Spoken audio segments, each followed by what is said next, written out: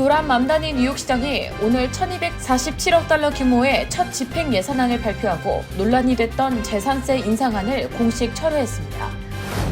연방항소법원이 트럼프 행정부의 글로벌 10% 관세가 위법하다고 판단한 하급심 판결의 효력을 일시 중단하면서 당분간 전 세계 수입품에 대한 10% 관세는 유지됩니다. 지난 4월 소비자 물가지수 상승률은 전년 대비 3.8%를 기록해 시장 예상치를 웃돌았습니다. 원달러 환율은 장중 1,490원을 돌파했습니다. 2026 북중미 월드컵 개막을 한 달 앞두고 뉴욕시가 학교 앞 도로를 축구장처럼 개방하는 프로그램을 시작했습니다. 한편 경기 당일 드론과 테러 위협에 대한 보안 경계도 강화되고 있습니다. 멕시코와 맞닿은 텍사스주 라레도 철도 차량 기지에서 밀폐된 화물 컨테이너 안에 있던 6명이 숨진 채 발견됐습니다. 뉴욕 맨하튼 차이나타운에서 중국 정부와 연계된 이른바 비밀경찰서 운영 의혹 사건 관련 재판에서 증언이 잇따라 제기되고 있습니다. 캘리포니아에서는 현직 시장이 중국 정부와 연계된 불법 활동 혐의로 사퇴했습니다.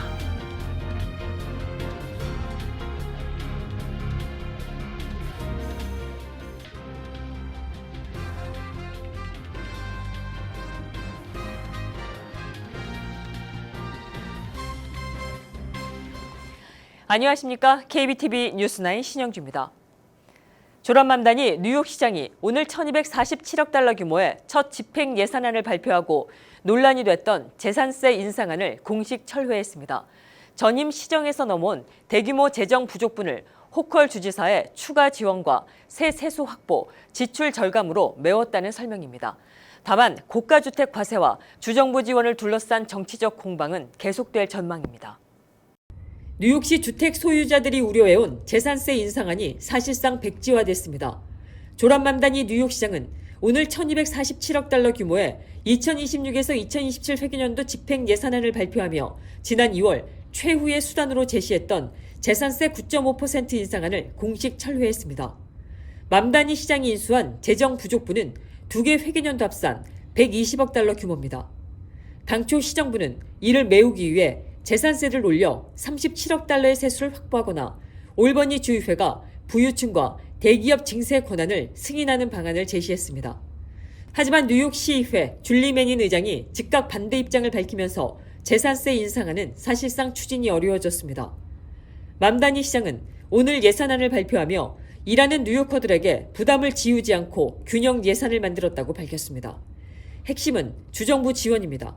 캐시 호컬 뉴욕 주지사는 뉴욕시에 추가로 40억 달러를 지원하기로 했고 이에 따라 두 개 회계연도에 걸친 주정부 지원 규모는 총 80억 달러에 이릅니다. 새로운 세입원도 포함됐습니다. 500만 달러 이상 고가 세컨드홈에 부과되는 이른바 피에다테르 세금은 연간 약 5억 달러의 세수가 예상됩니다. 다만 시 감사관실은 실제 세수가 3억 8천만 달러 수준에 그칠 수 있다고 보고 있어 전망에는 차이가 있습니다. 또 부유한 자영업자와 LLC를 대상으로 한 법인의 사업세, UBT 조정을 통해 연간 6,800만 달러의 추가 세수도 예상됩니다. 지출 측면에서는 학급 규모 축소법 시행 연기로 최대 10억 달러를 절감할 수 있게 됐습니다. 하지만 반발도 이어지고 있습니다. 일부 초고소득층은 피에다테르 세금에 강하게 반발하고 있고 블루스 브레이크먼 나소 카운티 행정관은 뉴욕시에 대한 추가 지원을 대낮 강도질이라고 비판했습니다. 이번 예산안은 뉴욕시의회 심사를 거쳐 6월 말 최종 합의될 예정입니다. 재산세 인상 카드는 접었지만 장기 재정 안정성과 새 세금 부담을 둘러싼 논쟁은 계속될 전망입니다.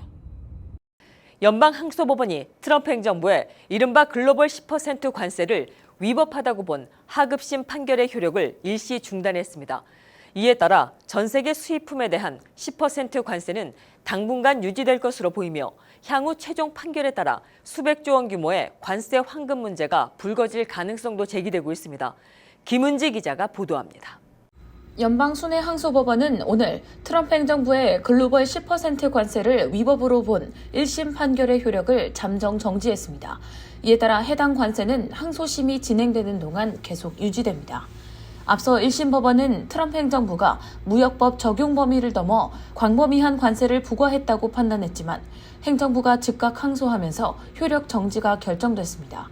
이번 소송은 미국 중소수입업체들이 제기한 것으로 관세 정책의 적법성을 둘러싼 법적 공방이 이어지고 있습니다. 대법원이 무효 판단을 내린 기존 상호관세와 관련해 현재까지 접수된 환급 신청은 약 12만 6천 건에 달합니다. 이 가운데 약 8만 7천 건에 대한 검증이 완료됐으며 트럼프 행정부는 지금까지 약 355억 달러, 한화 약 53조 원 규모의 환급금을 지급하기로 결정했습니다. 영국 텔레그래프는 향후 전체 환급 규모가 최대 1,660억 달러, 약 248조 원에 이를 수 있다고 전망했습니다. 여기에 현재 유지되고 있는 글로벌 10% 관세까지 최종적으로 위법 판결을 받을 경우 환급 규모는 최대 2,260억 달러, 약 337조 원 수준까지 확대될 가능성도 제기됩니다. 전문가들은 이번 결정이 단기적으로는 트럼프 행정부의 관세 정책에 힘을 실어주지만 최종 판결 결과에 따라 막대한 환급 부담이 발생할 수 있다고 전망했습니다. KBTV 뉴스 김은지입니다.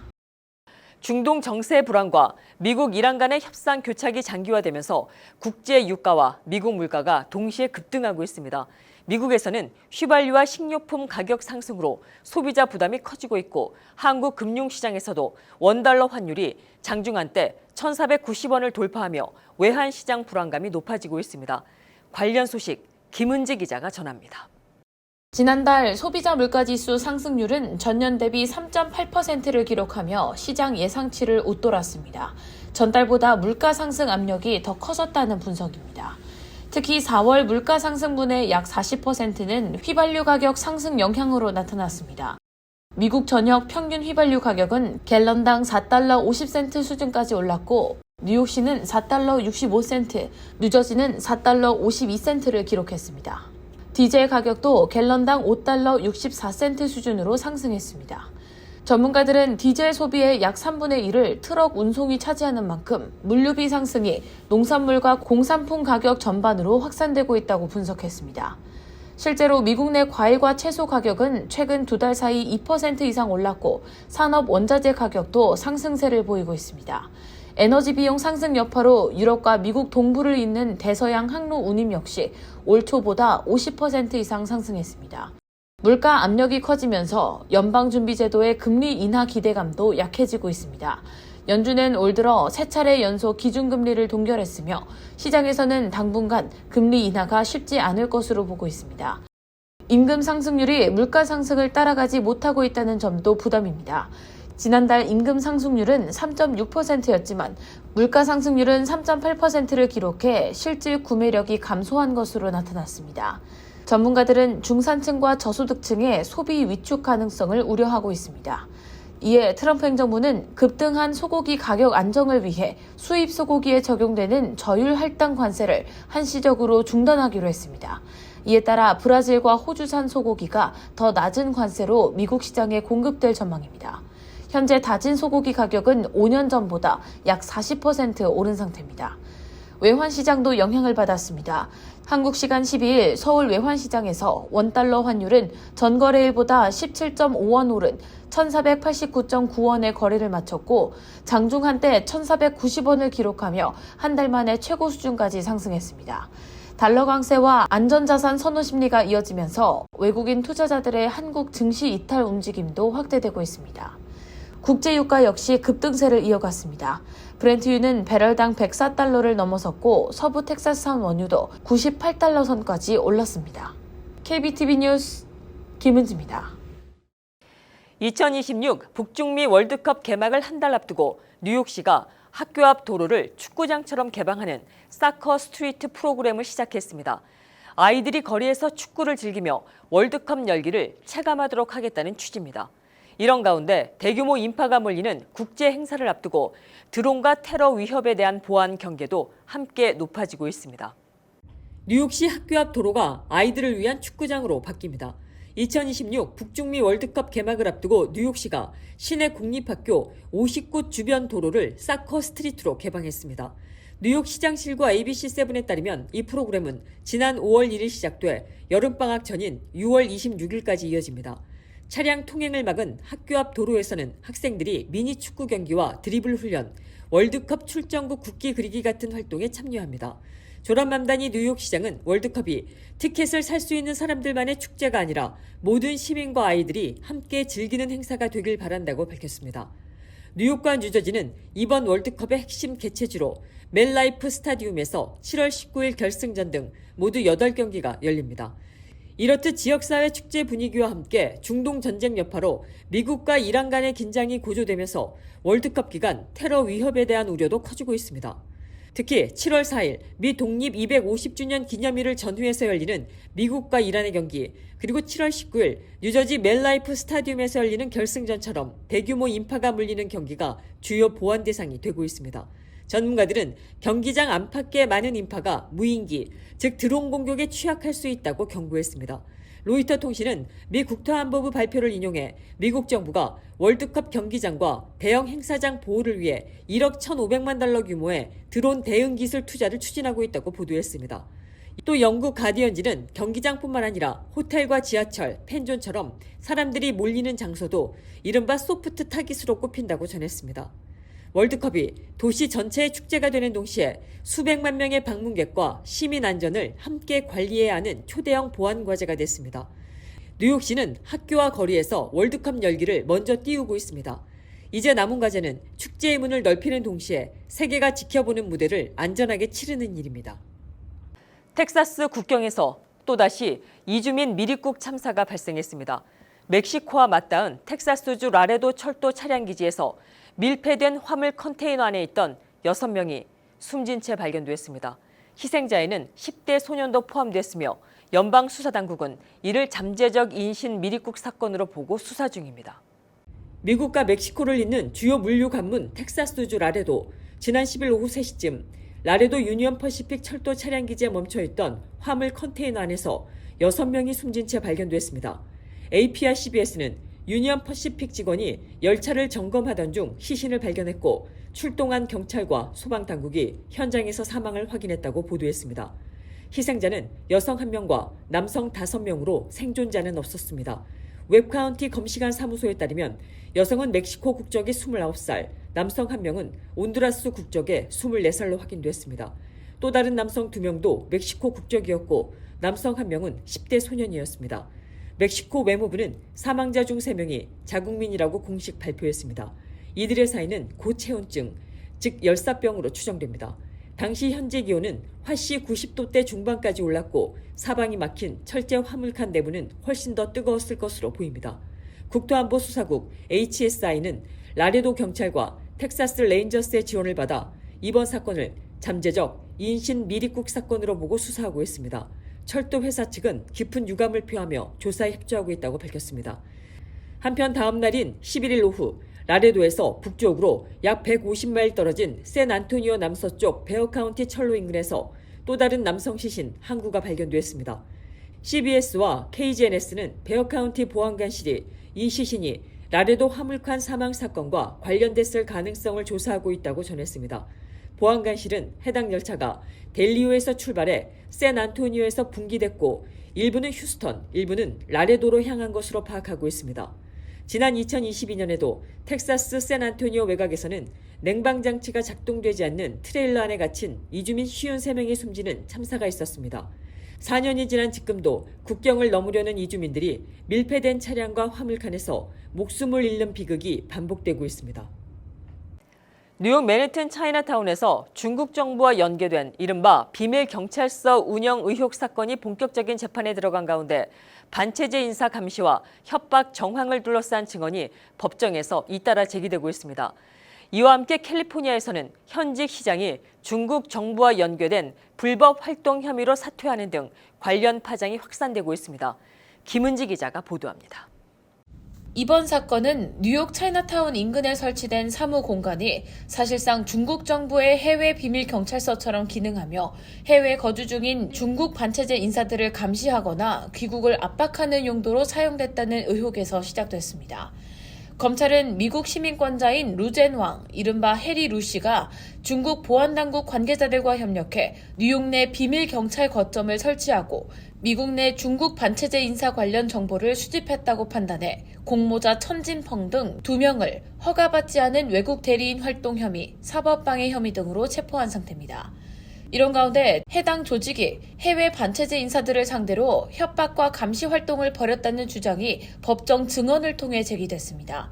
검찰 측 증인으로 출석한 취재는 자신을 중국 반체제 인사라고 자처한 뒤 해외 비밀경찰서 설립 의혹에 대한 항의 시위를 유튜브에서 생중계하기 전후로 하루 최대 176통의 전화와 욕설, 살해 협박을 받았다고 증언했습니다.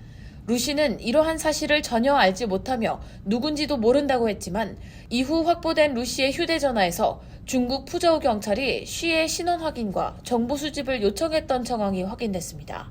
쉬 씨는 캘리포니아 포모나에 있는 자택과 사무실에 여러 차례 무단 침입 사건이 발생했고 차량이 2차례 파손됐다고 덧붙였습니다. 또 자신이 중국을 떠난 이후 100차례 넘게 체포됐고 중국 정부의 조직적인 탄압으로 농장 사업도 무너졌다고 주장했습니다. 루 씨 측은 쉬 씨가 유튜브 활동으로 월 수천 달러 수익을 올렸다며 정치적, 경제적 목적이 있다고 반박했고 중국 정부 역시 해당 의혹을 전면 부인하고 있습니다. 주미 중국 대사관은 해당 시설이 해외에 거주하는 중국 교민들을 위한 행정 서비스 및 지원 공간일 뿐 해외에서의 불법적인 감시 활동이나 강압 행위 역시 사실이 아니라는 입장을 유지하고 있습니다. 하지만 최근 스페인 인권단체 세이프가드 디펜더스는 전 세계에 해외 거점을 둔 중국 비밀경찰서가 100곳이 넘게 존재한다고 주장하며 일부 시설이 반체제 인사 압박 활동과 연관돼 있다고 지적했습니다. 한편 오늘 캘리포니아주에서는 로스앤젤레스 카운티 교회의 부촌인 아카디아의 시장이 중국 정부의 불법 요원으로 일한 사실이 발각됐습니다. 58세 에일린 왕 아카디아 시장은 중국 정부의 지시를 받아 친중 성향 콘텐츠를 게시하고 확산시킨 혐의에 대해 인정하고 어제 시장직을 내려놨습니다. 그는 게시물 조회수 결과를 중국 관료에게 보고하고 수정 지시를 받는 등 밀접하게 소통해온 것으로 밝혀졌습니다. 왕 씨는 중국 정부의 불법 공작원 활동 혐의로 최대 10년형에 처해질 수 있으며 이번 사건은 외국 정부가 미국 지방 공직자를 통해 민주주의 체제에 영향을 미치려 한 사례로 지적돼 큰 파장을 일으키고 있습니다. KBTV 뉴스 김은지입니다. 미시간대 한인 대학원생이 기숙사 샤워실을 몰래 촬영한 혐의로 기소돼 법정 절차를 앞두고 있습니다. 미시간 지역 매체 M라이브에 따르면 26세 한인 정현빈 씨는 지난해 6월 미시간대 대학원생 전용 기숙사인 멍거 기숙사에서 샤워 중이던 여학생을 휴대전화로 몰래 촬영한 혐의를 받고 있습니다. 피해 여성은 샤워를 마친 뒤 천장 근처 작은 창문에 휴대전화가 테이프로 붙어 있는 것을 발견했고 이후 공용 화장실에서 검은색 덕트 테이프가 붙은 휴대전화를 들고 있던 정 씨와 마주쳤습니다. 휴대전화에는 피해자의 방 내부를 촬영한 것으로 보이는 영상도 함께 발견된 것으로 전해졌습니다.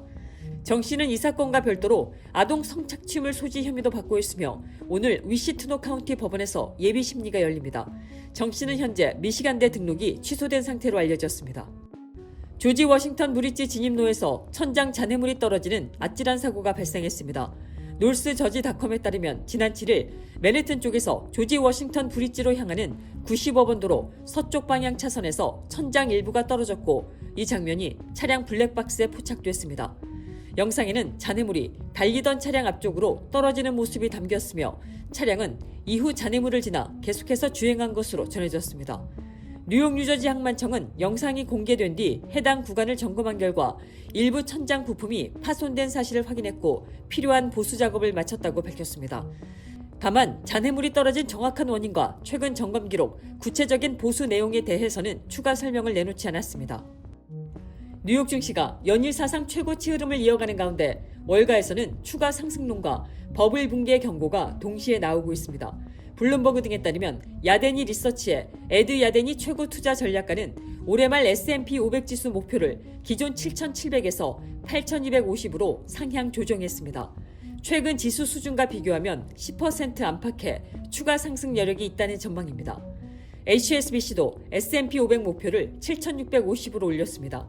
반면 영화 빅쇼트의 실제 인물로 알려진 공매도 투자자 마이클 버리는 AI 붐에 따른 주가 상승이 닷컴 버블 붕괴 직전과 비슷하다며 경고했습니다.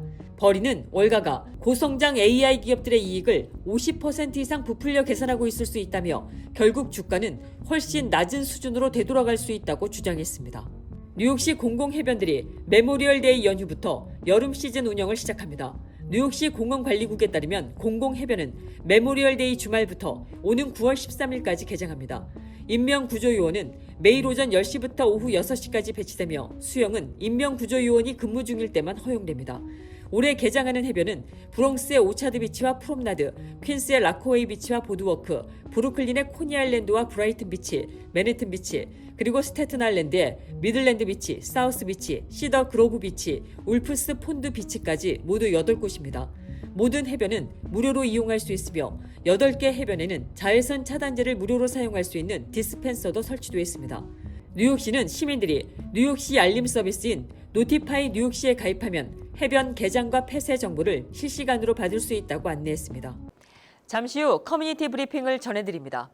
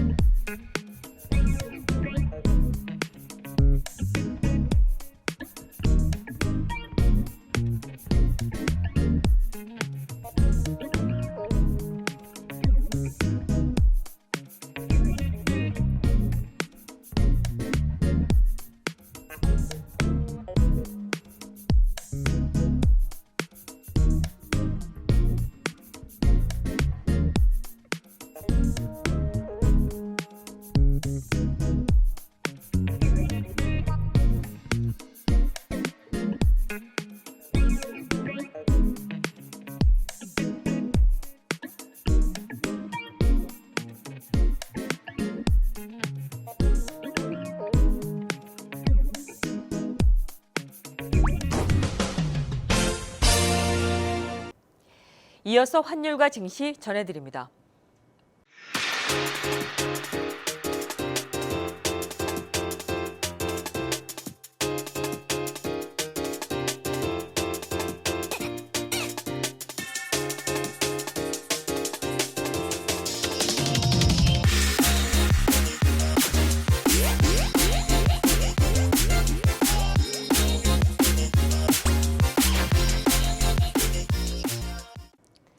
계속해서 뉴욕과 뉴저지 날씨 전해드립니다.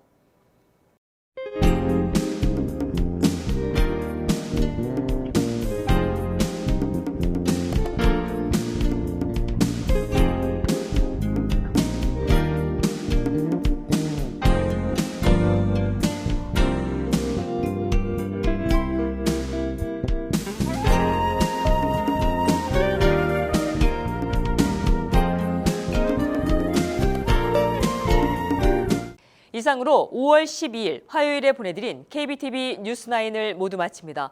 오늘도 시청해주셔서 감사합니다. 편안한 밤 되십시오.